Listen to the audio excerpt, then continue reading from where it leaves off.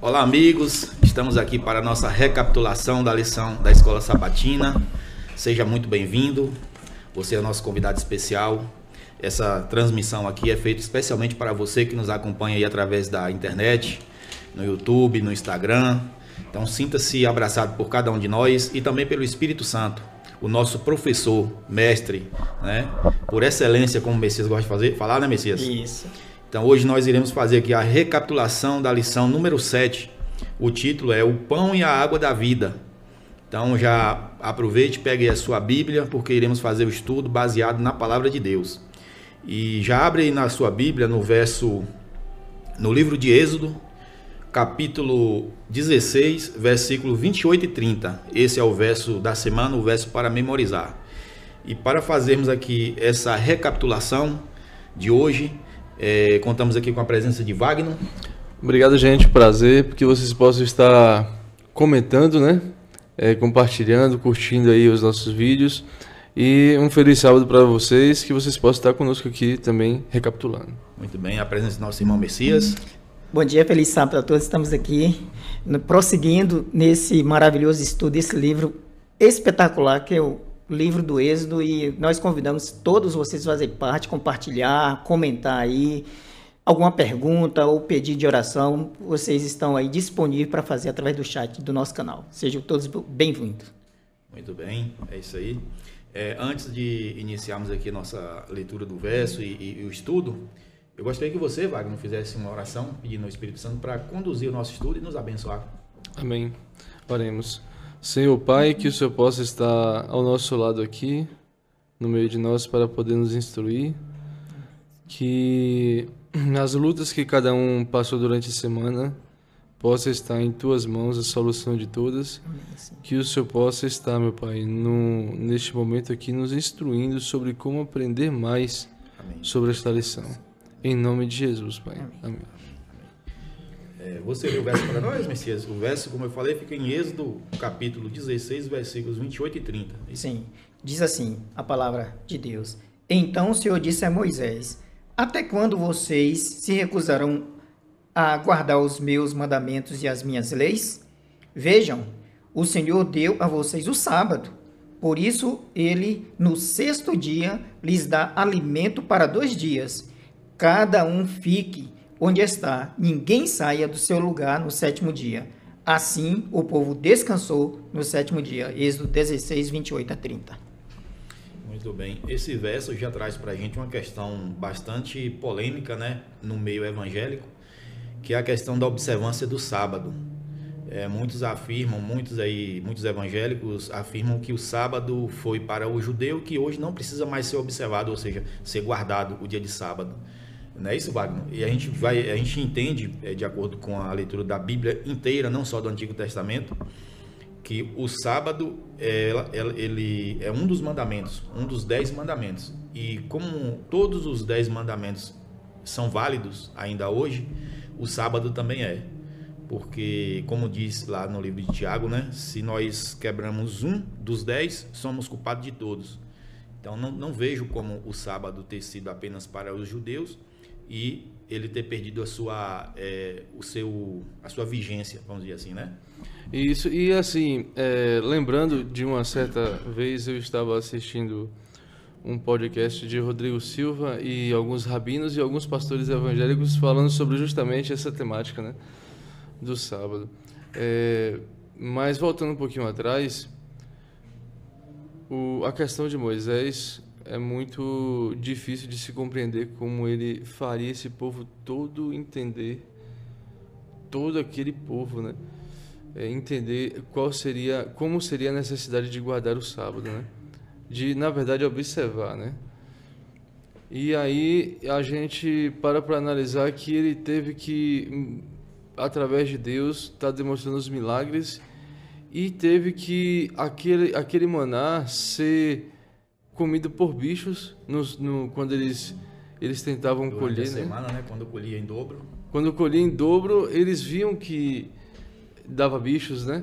E aí eles percebiam que no sábado não tinha. Então, olha só, a determinação de Deus era que colhesse somente em dobro na sexta e não em outro dia. Exatamente. porque no sábado não teria. Então, assim, o povo já começou, o povo era assim, eles estavam tão habituados a acreditar só em milagres no Antigo Egito, por conta dos feitos miraculosos dos magos do Egito, que eles, Deus ele também, para dominar aquele povo, teria que demonstrar milagres. Então, é o que às vezes nós também estamos muito presos a enxergar a Deus e os milagres dele somente com coisas extraordinárias que vemos, e não em coisas pequenas, né?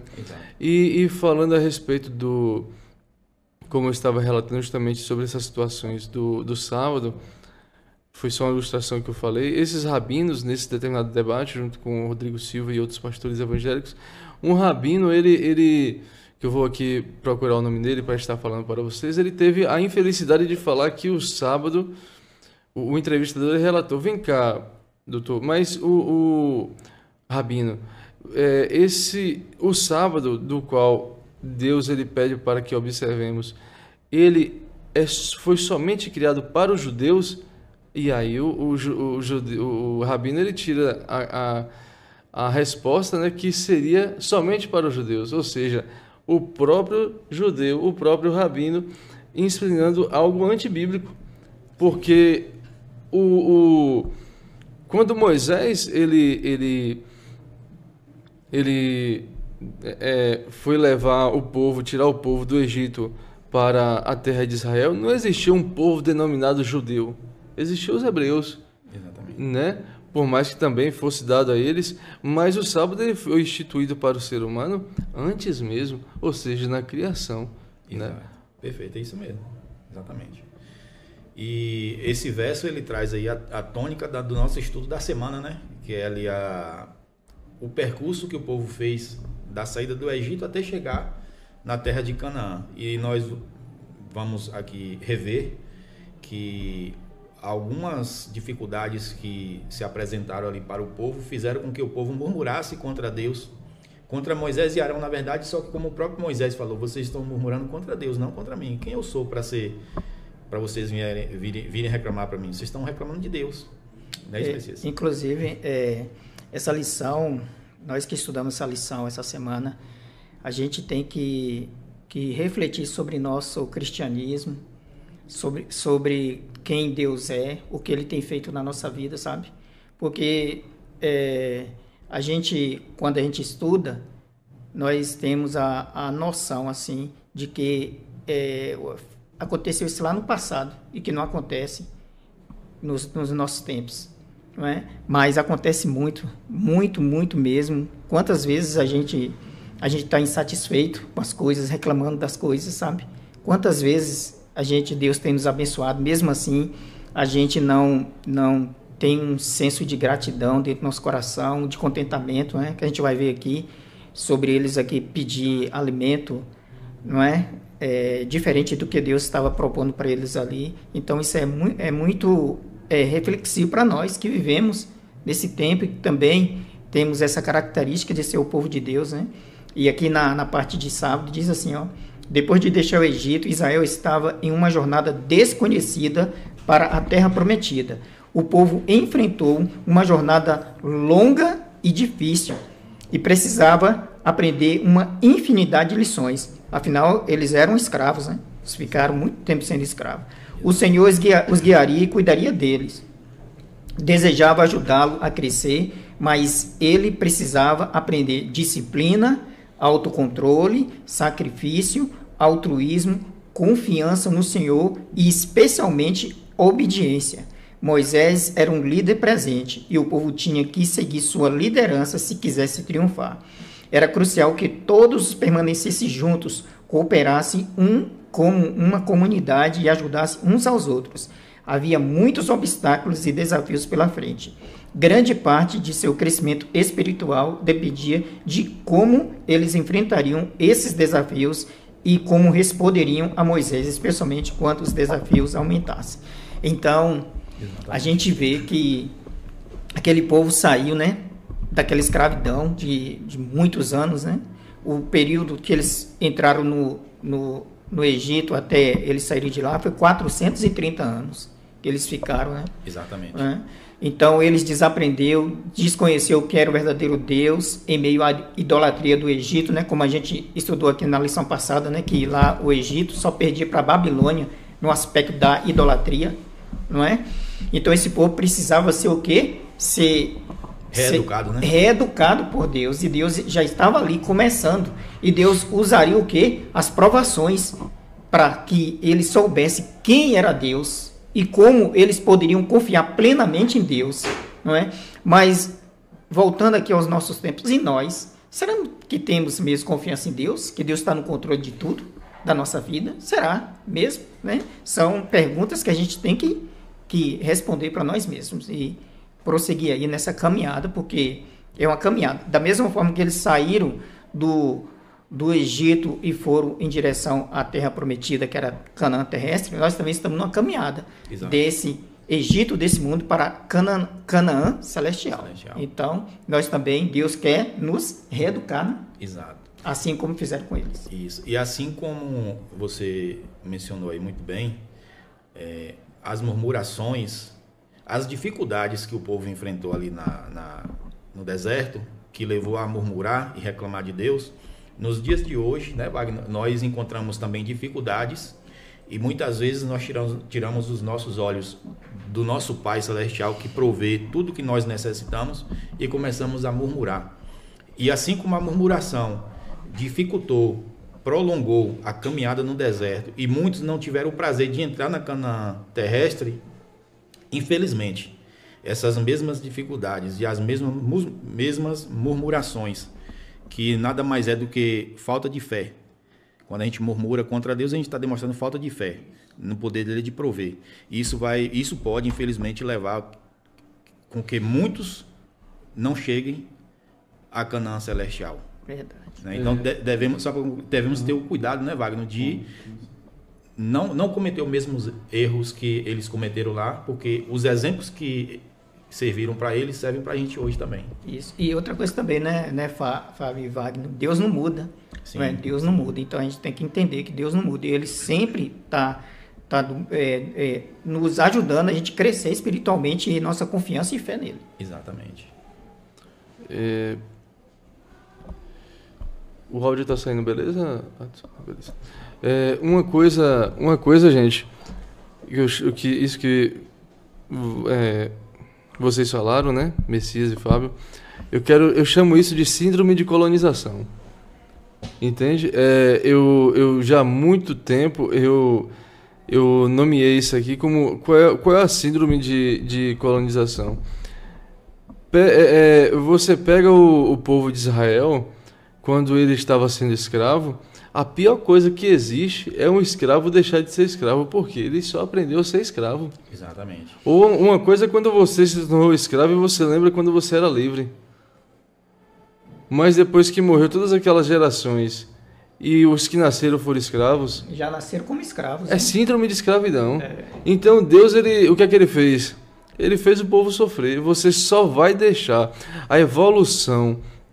Só existe a evolução intelectual, evolução física, né? A evolução também cultural só existe a partir do momento em que você sofre. Existe essa dor, essa quebra de fibras, esse rompimento de barreiras, e isso daí exige o sofrimento. Infelizmente é assim. O ser humano ele é dessa forma. O povo de Israel ele só se tornou forte. Ele só derrotou os nefilins e posteriormente muitos outros reinos, só derrotou os filisteus somente por conta do sofrimento. Eles tiveram que sofrer, né, para poder criar resistências e forças para dominar realmente aquela terra. Entendeu? Então, assim, como é que um escravo que nunca lutou, nunca debateu com nenhuma outra nação, ele vai invadir outras nações e derrotá-las? Ou seja, aquele período de 40 anos ali foi um período justamente de ver milagres, Deus ele transformando o hábito de pensar daquele povo, o hábito de como acreditar nele, no próprio Deus, naquele povo, e isso daí foi criando uma resistência para o povo de Israel. E voltando aos rabinos ao qual eu estava falando, que teve essa infelicidade de dizer que o sábado somente foi criado por conta dos judeus, foi o rabino Misha Kamerman, né? E engraçado que em seguida o rabino Ventura, né? Ele teve a felicidade de falar, não, é por isso que existe aquele ditado, onde existe 2 judeus há 3 pensamentos. Exatamente. O rabino Ventura, ele logo interpelou ele e falou, não, o sábado não foi criado para os judeus, seja um próprio rabino conhecedor, maior um pouco do que ele, falou, não, o sábado, muito antes do povo judeu, foi criado para o povo de Deus. Claro. Toda a humanidade. Eu não sabia que Adão e Eva eram judeus ou do povo de Israel, não. Exatamente. Não é? Então a gente vê que é inconsistente essas afirmações. Eu acho que esse camarada, esse rabino aí, ele quis puxar a sardinha para a brasa dele. Exatamente. É porque assim, ó, a gente precisa ser honesto com a Bíblia, né? E com Deus. Se Deus ele criou o sábado ali na criação, ele instituiu o sábado na criação para onde só existia Adão e Eva. E não existia, o primeiro hebreu que existiu foi Abraão. Foi a partir de Abraão que surgiu a nação hebreia. Isso. Então, não existia Abraão no Éden. Deus instituiu o sábado para Adão e Eva, ou seja, a palavra Adão quer dizer homem, humanidade. Humanidade. Né? Isso. Inclusive, quando Jesus fala lá que o sábado foi feito para o homem, não o homem para o sábado, a palavra ali é antropos, ser humano. Foi feito para o ser humano, não para o ser humano para o sábado. Então, Jesus não falou que o sábado foi feito para o judeu, e não o judeu para o sábado. Ele falou para o homem, o antropos, o ser humano. E um detalhe interessante é que quando o maná caiu, e Deus falou que ia dar o maná de segunda a sexta, e que os judeus ali, os hebreus, deveriam colher a quantidade de comer durante um dia, e não deveria deixar guardado para o dia seguinte, porque eles desobedeceram e guardaram para o dia seguinte, no meio da semana. E é dito que o maná, ele apodreceu, deu bicho e cheirou mal. E Deus falou o seguinte: na sexta-feira vocês devem colher porção dobrada, porque no sábado, no 7º dia, que é o sábado do Senhor, dedicado ao Senhor teu Deus, o maná não cairá. E assim aconteceu. O maná não caiu no sábado. Aqueles que colheram porção dobrada na sexta-feira, no sábado, o maná que foi guardado da sexta não deu bicho, não cheirou mal, não ficou podre. Eles comeram. E algumas pessoas, nós vamos, já adiantando um pouquinho aqui, nós vamos ver que algumas pessoas desobedeceram e saíram para buscar o maná no sábado e não encontraram. E aí Deus vai dar uma advertência severa para esse povo que foi desobediente. A gente vai ver mais adiante na lição. Então, só para ilustrar que o sábado, isso aconteceu antes de Deus dar no Sinai os 10 mandamentos. O sábado veio antes das tábuas da lei no Sinai. Então não venha com essa história de que o sábado foi dado para os judeus e que não serve mais, e que nós hoje cristãos não precisamos guardar o sábado. O sábado é bíblico, ele faz parte da lei de Deus, que é tão eterna quanto o próprio Deus. Então, se você quer desobedecer a Deus, e assim como foi feito lá no deserto, e violar o sábado, é uma questão sua com Deus. Mas nós preferimos observar aquilo que está nas Escrituras. Deus pede para que nós observemos o sábado, e nós fazemos isso. Tentamos fazer da melhor forma possível. E o sábado está no centro do grande conflito, sabe? Exatamente. A gente vê muitos teólogos, muitos pastores aí atacando, sabe? Esse mandamento a gente vê, sabe? A gente vê isso aí direto, sem debates, mais debates. Mas o que a gente tem que entender, quando a pessoa não quer obedecer, não quer seguir o que Deus está falando, aí a gente não pode fazer nada. Mas nada vai mudar a verdade de que o sábado Deus instituiu na criação. E lembrando aqui, você falando aí do maná, sobre isso aí, sabe? O que essa primeira experiência aí do povo quando saiu do Egito, Deus quer nos ensinar a eles lá no passado e ensinar a nós. Que Deus é o Criador. Porque, olha bem, no deserto tem o quê? Tem comida? Não. Nem água. O deserto tem água? Não. Mas o povo ficou lá quanto tempo? 40 anos. 40 anos. E tinha comida todo dia. No sexto dia tinha comida em dobro, no sábado não tinha, não é? Água tinha também, no deserto tem água. Então isso quer nos dizer que Deus é o Criador de todas as coisas e também o mantenedor. Provedor, né? É o provedor, o mantenedor, porque ele dava o maná, poderia colher para 2 dias, e esse maná não estragava pelo poder de Deus, querendo dizer que Deus mantém o quê? A vida da gente é mantida por Deus. Então, essa história de que a pessoa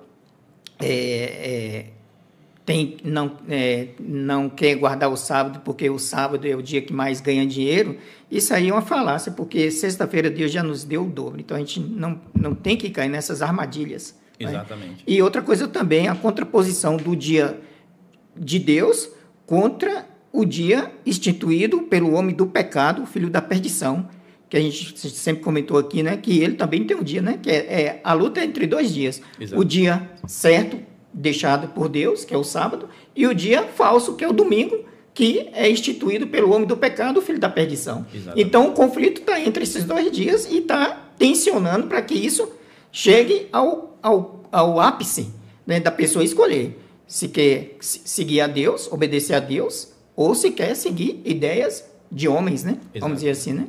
Mas só que não vai ser algo assim espontâneo, né? Vai ser forçado, né? A palavra de Deus fala que vai ser forçado, né? Vai ter uma imposição nisso aí, uma imposição muito forte, não é? Então, aí a confiança e a sua fé vai ser severamente provada e testada. Exatamente, é isso mesmo.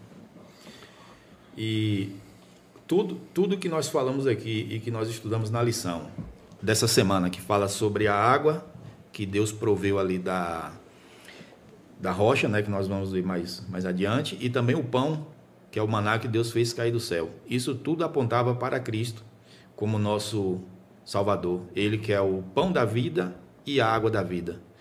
E o povo saiu ali do Egito, e a lição, a palavra de Deus disse que após 3 dias de caminhada, né, o povo já estava exausto e com sede. E eles começaram a murmurar com Moisés, reclamando por que Moisés tirou eles lá do Egito para deixar morrer no deserto, morrer de sede e de fome. E aí Moisés ele vai clamar a Deus, e Deus fala que no dia seguinte ele ia dar carne para o povo comer e pão, porque o povo falou assim, ó, por que você seria melhor que nós tivéssemos morrido no Egito, enquanto nós estávamos diante ali das panelas de carne e comendo pão à vontade. E aí Moisés clama a Deus e Deus fala que vai mandar carne e pão para o povo. Agora, eu me pergunto o seguinte, será que quando eles falaram isso aí, eles estavam pensando na noite da Páscoa, onde eles estavam diante ali do Cordeiro, comendo carne à vontade e pão à vontade? Ou eles estavam falando ali de a sua estadia durante esses 400 anos no Egito, que eles comiam à vontade? Será que era assim? Eu fico com esse questionamento. Mas nesse questionamento, eles não relataram que foi os egípcios que davam a carne para eles? Eles dizem assim, ó, deixa eu ver se eu localizo esse texto aqui. Eles reclamam que... Porque assim, os egípcios nos davam carne, né? E pão à vontade. Então, tipo assim... Essa foi um questionamento, porque eles falam assim, ó, quem dera tivéssemos morrido, e eles dizem, pela mão do Senhor, no Egito, enquanto estávamos diante das panelas de carne e comíamos pão à vontade. Capítulo 16. Lê para nós, por favor, Messias. Vou ler aqui, a partir do verso 2, diz assim: Toda a congregação dos filhos de Israel murmurou contra Moisés e Arão no deserto. Disseram-lhes os filhos de Israel: Quem nos dera tivéssemos morrido pela mão do Senhor na terra do Egito, quando estávamos sentados junto às panelas de carne e comíamos pão a fartar. Pois nos trouxeste a este deserto para matardes de fome toda esta multidão. Exato. Aí o questionamento foi só esse, que eu fico pensando, será que eles falaram isso aí quando eles estavam lembrando da noite da Páscoa, onde eles comeram o cordeiro e comeram os pães ázimos? Ou será que durante toda a estadia deles no Egito, eles comiam à vontade? Que eu penso que escravo não tem liberdade para comer o tanto que quer. Exatamente. Eu acho que eles estavam pensando assim, ó, naquela noite, antes de sairmos, Deus poderia ter nos matado, do que trazer para aqui e morremos de fome e de sede no deserto. Eu imagino que tenha sido dessa forma. É uma possibilidade. Mas o texto aqui que a gente leu, que a gente pode ler, não fala que eles estavam com fome, com falta de alimento, ou com falta de outra coisa. O texto não fala. Eles estavam com abstinência sobre a carne, né? Eles estavam, sabe o quê? Com a expectativa de que isso poderia faltar. Sim. Então, eles criaram essa expectativa. Boa, Messias, isso mesmo. Criaram essa expectativa. Porque o texto, quando a gente lê aqui, Êxodo 15, a partir do verso 20 e o 16, 17, você vê que não falta. Então, eles criaram expectativa de que isso poderia faltar depois. Eles contemplaram à frente deles um deserto enorme e eles pensaram, nós vamos morrer nesse deserto de água, de sede e de fome. Sim. Exatamente. Pode Desse ser, jeito. realmente. Agora tem uma coisa também, né? Eles estavam, um exemplo, não estavam acostumados com maná, nunca tinha visto, né? Nunca tinha visto. E assim, e de qualquer forma, era um sabor, de certa forma, equilibrado, que não despertava tanto o paladar deles como as carnes assadas, ou cozidas, ou pães. Então, assim, quando eles falaram, nós vamos comer isso daqui o restante da vida toda, pensei, você é acostumado a comer, a pessoa acostumada a comer determinado tipo de alimento. Aí, depois de um tempo, você vai comer para o restante de muitos dias aqui, você vai comer só pão, só biscoito, alguma coisa do tipo. Agora, o detalhe é que quando eles falaram isso, ainda não tinha caído o maná. Não tinha caído maná. Aí Deus manda... O que eles pediram? Mas existia promessa, né? Não tinha promessa. promessa. Foi a partir dessa reclamação que Deus fez cair o maná. Sim. Eles falaram assim, a gente comia carne à vontade e pão à vontade. Aí Deus falou, diz a eles que amanhã eles vão comer carne até sair pelos narizes. As codornizes, né? Isso, e o pão. Aí o que é que acontece? Realmente as pessoas morreram com elas entaladas, né? Eu acho que sim. E aí eles no dia seguinte, né, na virada da tarde, aliás, Deus fez com que uma multidão de codornizes cobrissem o arraial. E eles comeram carne até fartar e provavelmente alguns morreram sufocados, né? Empanzinados, como o povo mais velho dizia, né? E no dia seguinte, Deus avisou que iria mandar o maná. Aí uma geada que toda manhã cobria a terra. Na hora que a geada evaporou, sobre a terra estava uma coisa estranha que eles nunca tinham visto antes, né? É dito que era uma coisa branca, fina, como escama, e cobriu a terra. Aí eles colheram, eles perguntaram o que era isso, e Moisés respondeu, esse é o pão que o Senhor prometeu que ia mandar para vocês. E é dito que ele parecia uma semente de coentro também, e tinha sabor de bolo de mel. E aí eles colheram e a quantidade de comer durante o dia, e quando o sol esquentava, o maná derretia. Aquilo que não foi colhido derretia. E todos os dias Deus fazia esse milagre. A lição mostra que foram, na verdade, 4 ou 5 milagres que acontecia todos os dias, né, Messias? Isso, mesmo. O fato do maná cair era um milagre. O fato do maná não apodrecer da sexta para o sábado, outro milagre. Não cair no sábado também era um milagre, mostrando que o sábado é um dia especial, um dia santo, separado por Deus, e não caía o maná. Isso mostra também que devemos confiar sim no Senhor, porque, como o Messias mencionou, tem pessoas que falam assim, não vou fechar minha empresa no sábado porque é o dia que eu mais vendo. Outros falam assim, eu já tive essa dificuldade. Como que eu vou me tornar adventista, guardar o sábado, se eu preciso trabalhar no sábado? Meu amigo, minha amiga, pode confiar em Deus, porque, como o Messias falou, o seu pão, Deus já te deu em dobro na sexta-feira. E Deus honra. Deus, ele é provedor e mantenedor. Se você escolher ser fiel a Deus, como o povo escolheu lá no deserto, ser fiel a Deus e colher o maná em dobro na sexta-feira e não ir procurar o maná no sábado, não vai lhe faltar o pão. Agora, se você for desobediente, não colher em dobro na sexta-feira e deixar para ir procurar no sábado, você não vai encontrar e você vai passar o sábado com fome, porque você foi desobediente ao Senhor. Isso mesmo. Isso é muito importante. Eu, quando eu conheci a mensagem e estudei, né?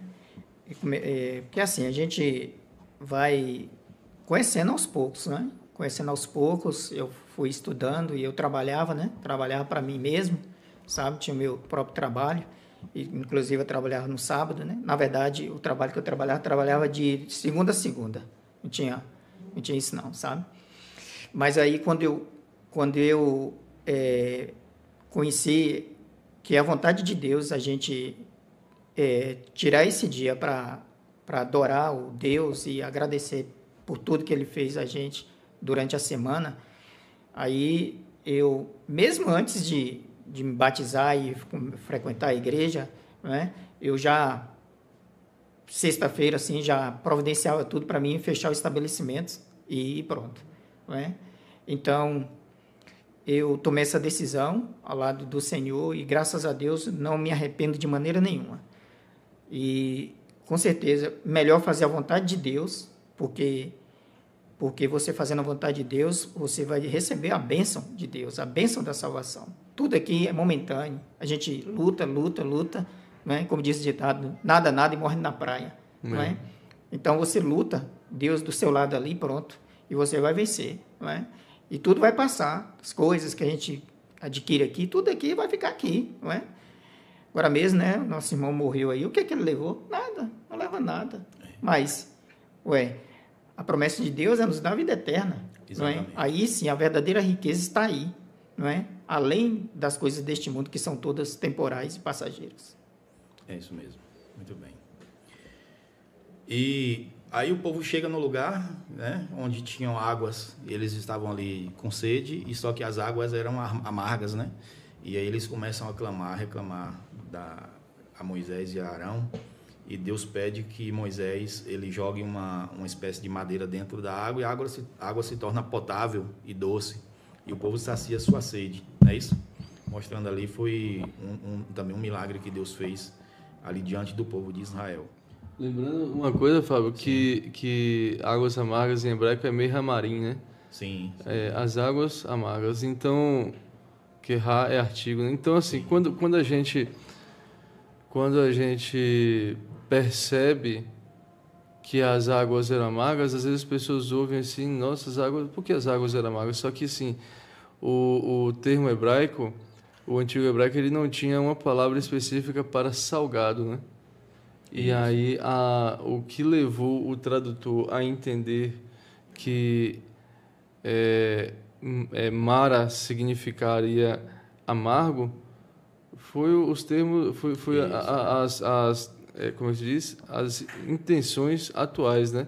Mas, porém, a tradução hebraica, se a gente for observar os costumes da época, né? Certa feita eu vi um judeu explicando justamente sobre isso, que na verdade era salobra, né? A água. Ela era intragável, né? Intragável. Então, imprópria para o provavelmente consumo. seria muito, muito salgada. Inclusive, né? em outra lição, quando a gente estava estudando sobre isso, uma lição anterior, eu me recordo que justamente o comentarista bíblico da lição explicou justamente isso. Então, E aí Deus ele faz esse milagre, o povo sacia a sede, e mais adiante, o povo começa, acho que 15 dias depois, eles começam novamente a murmurar com relação à água, né? E aí Deus pede que Moisés, junto com os anciões ali, eles vão até a rocha, ali no Sinai, e Deus faz com que verta a água da rocha, né? Moisés ele vai e fere a rocha, e a rocha começa a produzir água e sacia a sede da nação e dos animais também.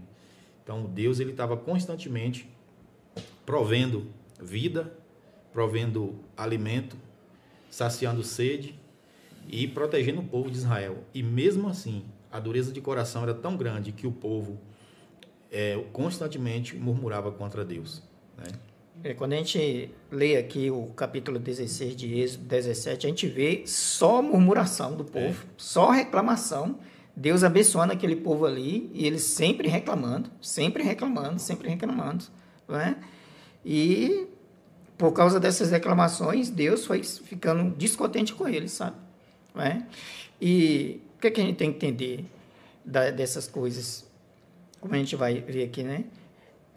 Deus estava ensinando aquele povo a confiar nele.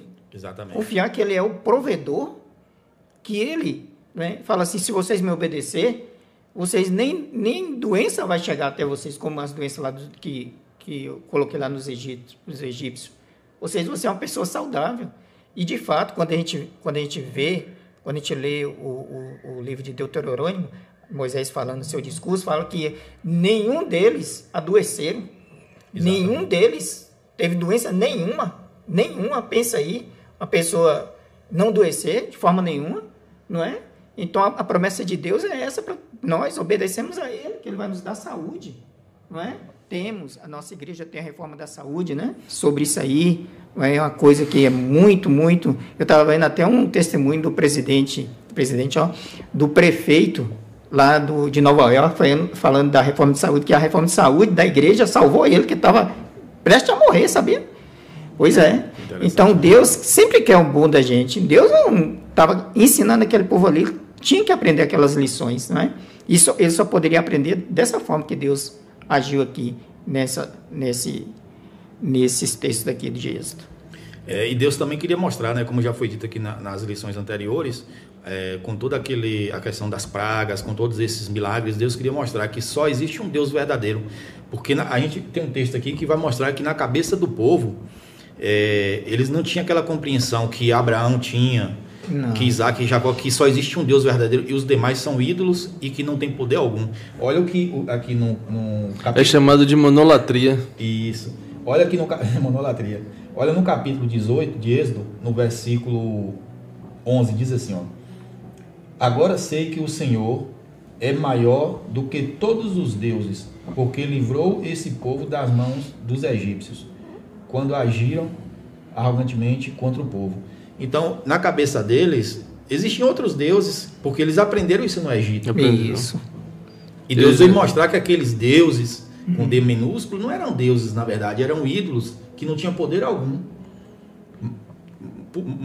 Algum poder que tinha era a operação de demônios. E Deus relata em muitos textos do Antigo Testamento que eram obras de demônios. Né? O próprio Moisés falou, quando vocês adoravam esses deuses, era demônios que vocês adoravam. Era demônio que vocês sacrificavam. Então isso deixa muito claro para nós que quando você não está adorando o verdadeiro Deus, você está adorando demônios. Pode ser através de um ídolo, pode ser através de um objeto, um astro, ou qualquer objeto da natureza, você está adorando um demônio. Quando você não adora o Deus verdadeiro, que é o único que é digno de ser adorado, honrado e glorificado, infelizmente, tem alguém ali recebendo a sua adoração. Então, nós precisamos ter atenção com isso, para não cairmos nesse erro, né?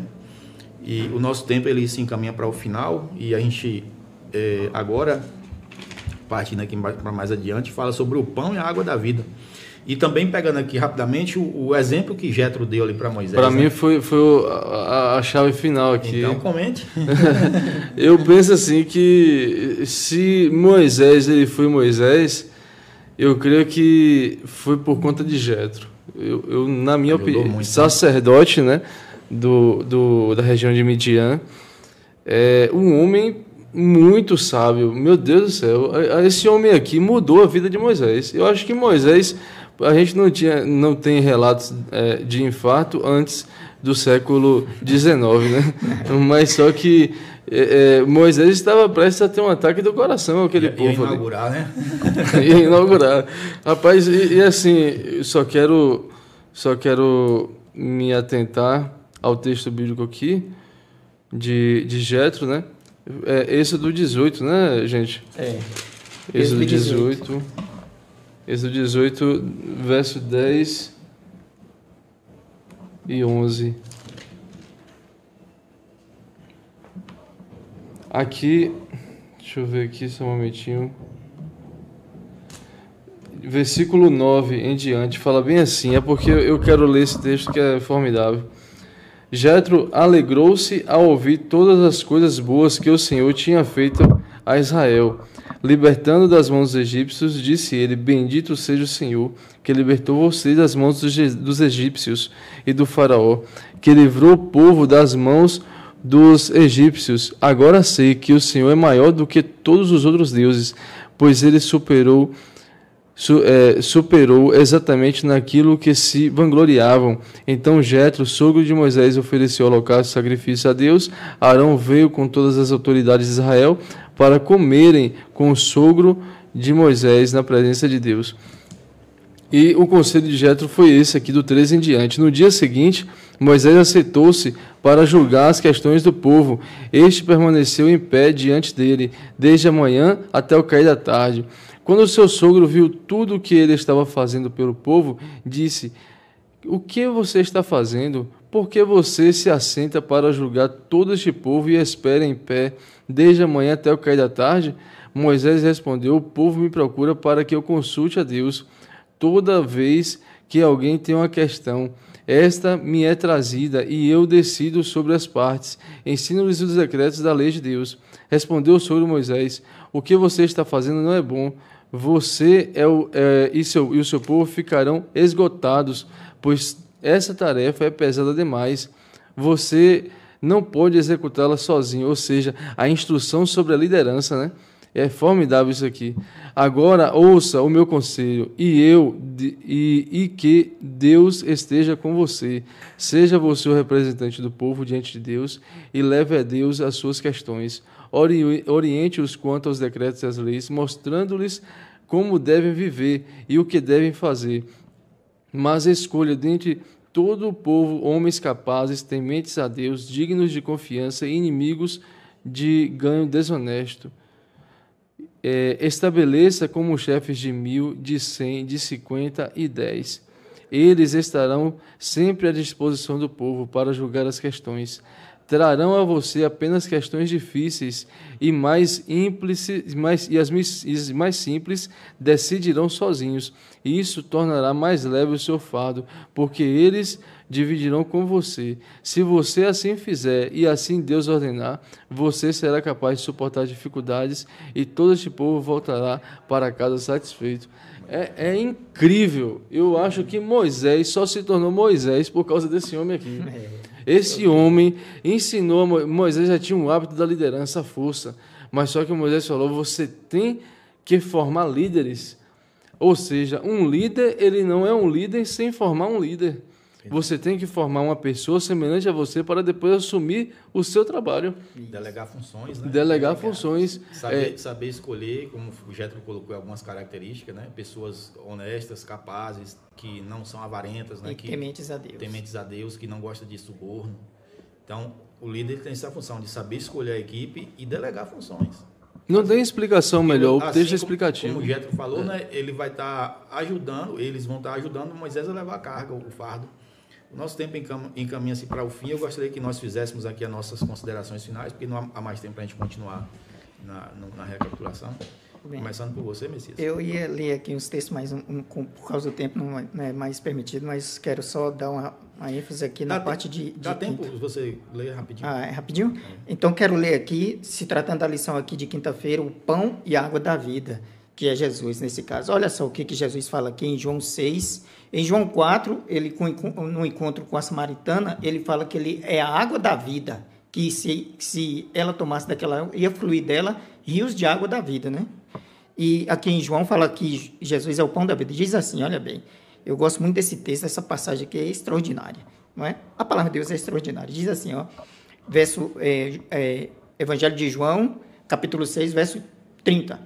Então lhe disseram eles, os judeus, a Jesus: que sinal fazes para que o vejamos e criemos em ti? Quais são os teus feitos? Olha bem o que eles falam. Nossos pais comeram maná no deserto, como está escrito. Deu-lhes a comer pão do céu. Replicou-lhe Jesus: em verdade vos digo, não foi Moisés quem vos deu o pão do céu. O verdadeiro pão do céu é meu Pai quem vos dá. Porque o pão de Deus que desce do céu dá vida ao mundo. Jesus se referindo a ele mesmo. E continuando aqui no outro verso, Jesus falando, né? Verso 56 agora, ele diz assim, Jesus: quem comer a minha carne e beber do meu sangue permanece em mim e eu nele. Assim como o Pai que vive me enviou, igualmente eu vivo pelo Pai. Também quem de mim se alimenta, que ele é o pão da vida, de mim viverá. Este é o pão que desceu do céu. Jesus falando dele mesmo. Em nada semelhante àquele, o maná, aquele que vossos pais comeram e contudo morreram. Exato. Quem comer este pão viverá eternamente. Estas coisas de Jesus quando ensinava na sinagoga de Cafarnaum. Então Jesus é a água da vida e o pão da vida para todos nós se alimentar. É um alimento espiritual que precisamos nos alimentar constantemente dele. Muito Eu finalizo agora mesmo dizendo a vocês que não deixe de ler a Bíblia todos os dias. Façam esse estudo, examine as Escrituras, porque como Jesus Cristo falou, examinar as Escrituras porque julgaste nela a vida eterna. Se vocês fizerem isso todos os dias, vão ter esclarecimento total da palavra de Deus. Muito bem. E tudo isso apontou para Cristo, né? A água que saciou a sede dos hebreus lá no deserto, o maná que caiu como pão para sustentar a cada um deles, tudo apontava para Cristo como nosso verdadeiro pão da vida e água da vida, né? Quando Moisés ele feriu a rocha e a rocha verteu água, isso mostrou que a rocha precisaria ser ferida para que nós tivéssemos a vida eterna, que a rocha é Cristo. Ele é a rocha angular, a pedra angular. E quando Moisés, infelizmente, numa segunda vez, ele ali, estressado pela murmuração do povo, ele fere novamente a rocha, foi um pecado tão grande aos olhos do Senhor, porque é como se a rocha, o Cristo, tivesse que morrer novamente. E não, ele só precisava morrer uma vez, ele já tinha sido ferido, ali simbolizando a rocha. Por isso que Deus, ele não gostou da atitude de Moisés e não permitiu que Moisés chegasse até a Canaã terrestre. Mas Deus é tão bom e tão misericordioso, amém, que ele permitiu que Moisés ele fosse direto para a Canaã celestial. Amém. Então, confie em Deus, obedeça a Deus. Para isso, você precisa conhecer os estatutos e os preceitos divinos. Não tem como você ser obediente se você não conhece. Eu sei que Deus não leva em conta o tempo da ignorância, mas Deus ele também considera a negligência. Se você tem possibilidade de conhecer a vontade de Deus e você é negligente, isso é um grande pecado também. Então, que Deus te abençoe você e sua família, e conto com a sua presença no nosso próximo estudo.